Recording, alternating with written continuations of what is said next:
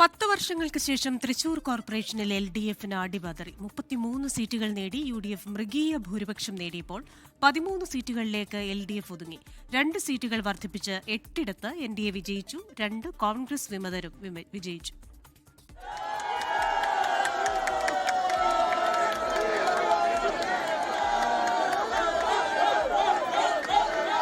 കഴിഞ്ഞ തെരഞ്ഞെടുപ്പിൽ LDFനും UDFനും തൃശൂർ കോർപ്പറേഷനിൽ 24 വീതം സീറ്റുകളായിരുന്നു.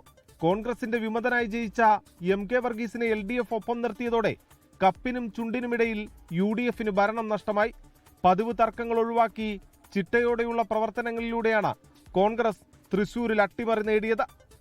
10 വർഷം ജനങ്ങൾക്ക് പാഴായി എന്ന് ഞങ്ങൾ വെറുതെ പറഞ്ഞതല്ല, അത് ജനങ്ങൾ അംഗീകരിച്ചിരിക്കുകയാണ്. തർക്കത്തിനൊന്നും പ്രസക്തിയില്ല. പാർട്ടി ഒരു തീരുമാനം പറഞ്ഞാൽ അത് അംഗീകരിക്കുക എന്നുള്ളതാണ്. നിങ്ങളിപ്പോൾ കണ്ടുകൊണ്ടിരിക്കുന്നതല്ലേ, ഞങ്ങൾക്ക് സാധാരണഗതിയിൽ വിമതരുണ്ടാകാറുണ്ട്, റിബലുണ്ടാകാറൊക്കെ ഉണ്ട്.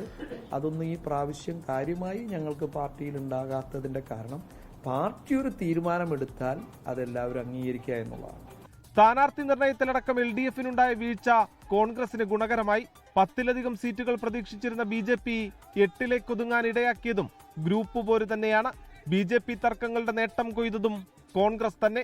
നിയമസഭാ തെരഞ്ഞെടുപ്പ് അടുത്തിരിക്കെ തൃശൂർ കോർപ്പറേഷനിൽ നേടിയ മിന്നും വിജയം കോൺഗ്രസിന് കൂടുതൽ കരുത്തു പകരുന്നുണ്ട്. 24 തൃശൂർ. ലോകത്തെവിടെയായാലും ഏത് സമയത്തും 24 വാർത്തകളും ഓഗ്മെന്റഡ് റിയാലിറ്റി പാക്കേജുകളും എക്സ്പ്ലെയിനറുകളും വിശദമായി കാണാൻ ഞങ്ങളുടെ YouTube ചാനൽ നിങ്ങൾക്ക് സബ്സ്ക്രൈബ് ചെയ്യാം.